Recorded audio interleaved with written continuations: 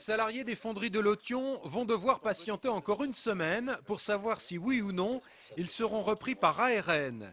Cette entreprise de Neuilly-Saint-Front dans l'Aisne envisage en effet de reprendre 39 des 87 salariés que compte la fonderie des Ponts de Cé. Le problème, c'est que le tribunal de commerce de Paris, qui devait se prononcer ce lundi sur ce dossier, a finalement demandé une semaine de réflexion supplémentaire. Un report qui ne laisse rien présager de bon pour les salariés. L'offre qui a été transmise donc au tribunal ne tient pas la route, elle a été améliorée une deuxième fois, ne tient toujours pas la route. Il n'apporte aucune visibilité concernant le carnet de commande et surtout aucun projet industriel, ce qui est relativement grave pour les salariés, Ferrarissime, l'administrateur judiciaire chargé du dossier, a demandé à recevoir ce jeudi les organisations syndicales. Ils veulent absolument rencontrer les représentants des salariés avant de prendre une position. Effectivement, on a quand même notre mot à dire. On a toujours dit que si l'offre n'était pas recevable, on le dirait ouvertement. Aujourd'hui, elle ne l'est pas. Après une semaine de vacances, aujourd'hui c'était la rentrée dans les universités. Tous les étudiants n'ont cependant pas retrouvé les salles de cours. La fac de lettres et sciences humaines d'Angers est en effet toujours bloquée pour protester contre les réformes du gouvernement.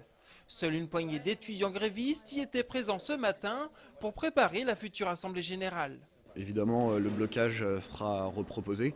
Et au niveau des perspectives aussi, organiser éventuellement avec les professeurs, organiser des débats autour du thème l'éducation et plus généralement la case du service public pour continuer à informer les gens et inscrire un mouvement dans la durée. Les étudiants de lettres et sciences humaines se retrouveront demain en fin de matinée pour voter une éventuelle poursuite du blocage. Je ne sais pas qui d'entre nous accepterait ça, d'être séparé de ses enfants et de sa femme pendant 2 ans pour éventuellement peut-être avoir le droit au regroupement familial. Ils étaient environ 80 manifestants samedi après-midi devant la préfecture d'Angers, venus soutenir Rama Ahmedjar, une jeune femme dont le mari, marocain, devrait être expulsé de France la semaine prochaine. Le jeune homme, père de 2 enfants, purge en ce moment à la maison d'arrêt d'Angers une peine d'1 mois de prison pour refus d'embarquement. C'est là qu'il a reçu un nouvel arrêté de reconduite à la frontière. Cet arrêté de reconduite à la frontière a été contesté devant le tribunal administratif de Nantes mardi dernier et il a été maintenu. Voilà, donc maintenant il va y avoir un appel, mais cet appel n'étant pas suspensif, ça n'empêche pas son expulsion. D'où notre inquiétude et l'urgence un petit peu de cette situation. Rama, la femme d'Amar, a demandé à avoir droit au regroupement familial, mais pour l'instant la procédure n'a pas abouti.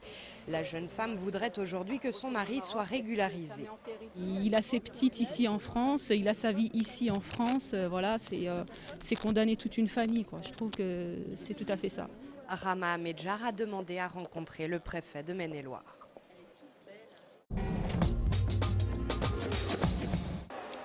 L'image est surprenante. La statue de Saint-Jean s'est élevée dans le ciel dimanche pour rejoindre sa place en haut de l'église de la Trinité dans la Doutre à Angers. Les 4 statues du monument représentant les 4 évangélistes ont été retirées il y a 12 ans de l'édifice. Elles ont été nettoyées et restaurées. Cette mise en place marque la fin de la première phase de la restauration de ce bâtiment datant du XVIe siècle. Il faut dire que l'église n'en est pas à son premier lifting. L'église a subi 2 grandes restaurations au XIXe siècle et dans les années 1930 qui avaient fait disparaître une grande partie des éléments de sculpture et de modénature. Donc le souci a été de retrouver non seulement des matériaux conformes, mais de retrouver le décor en se basant sur des gravures et des photographies anciennes. Pour l'occasion et par sécurité, la rue Beaurepaire a été coupée dimanche. Il fallait que l'on fasse une opération très spectaculaire, mais surtout très fonctionnelle, puisque nous avons 4 statues à remonter à 29 mètres de haut. Donc c'est une opération, c'est des statues qui pèsent plus d'1 tonne, donc qui sont très lourdes. Et il fallait absolument faire ça à une période et de vacances et de week-end, de façon à éviter tout problème. Une vingtaine de personnes ont assisté à cette mise en place surprenante. Chacun y va de sa photo et de son analyse. Elle a la statue qui va dans l'église en haut. Enfin, je sors le dimanche avec l'appareil photo au cas où il se passerait des trucs. Puis comme par hasard, j'ai vu la statue au sol et je me suis dit, on va prendre ça. Ça promet des belles photos là, la statue dans le ciel. Mais c'est vrai que la statue qui s'élève comme ça, surtout une statue à consonance religieuse, c'est assez sympa.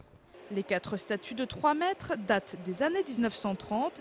Elles ont retrouvé leur place où vous pouvez les admirer en haut de l'église de la Trinité. Une belle présentation, bien préparée, Donc ça va en faire sortir toutes les qualités de la bête, quoi. Comme de nombreux éleveurs du Maine-et-Loire, Christian a pris soin de bien préparer Usure. Cet animal de race rouge des prés participe au 46e Salon international de l'agriculture qui a ouvert ses portes samedi à Paris. On remonte le poil, ça fait plus volumineux. Christian est un habitué du salon puisqu'il s'y rend toutes les années sans interruption depuis 1994. Mon père faisait de la rouge des prés, mes grands-pères maternels et paternels faisaient de la rouge des prés également. Avant même d'être sous les projecteurs parisiens, la bête a déjà ses petites humeurs de star. Elle n'aime pas trop être prise. Il va pourtant falloir accepter la célébrité car Usure pourrait bien remporter le concours général après avoir fini 2e l'année dernière. Cette année, Christian n'a qu'une bête sélectionnée, mais pour rien au monde, il ne voudrait louper le salon et ses 600 000 visiteurs. C'est important d'aller au salon, pour moi personnellement. Moi, tout petit, j'étais bercé là-dedans, donc le salon, ça a toujours été une chose que j'ai aimée. C'est un lieu de rencontre où on peut discuter entre éleveurs, tous les pays, toutes les régions, quoi. Ça nous apprend les plantes et puis on aime bien les fleurs. On n'a que des balcons alors. Gros succès pour le week-end du végétal en fête qui clôturait sur 2 jours et demi le salon du végétal. Vous avez été quelques milliers de visiteurs à vous rendre gratuitement au quai. Je viens juste d'arriver, j'ai pas tout vu, mais c'est très agréable, puis l'ambiance c'est vraiment sympa. Vous avez eu des petits cadeaux là? Des plantes qu'on a mis en terre, une anémone et une impatience. C'est sympa, très sympa, oui, très sympa. Une trentaine de partenaires ont participé à ces journées et ont pu proposer aux visiteurs de sentir, toucher, photographier et même goûter le végétal. Vous avez goûté le brut avant? Oui. Donc vous allez voir la différence. Histoire d'avoir un avant-goût du printemps en plein hiver.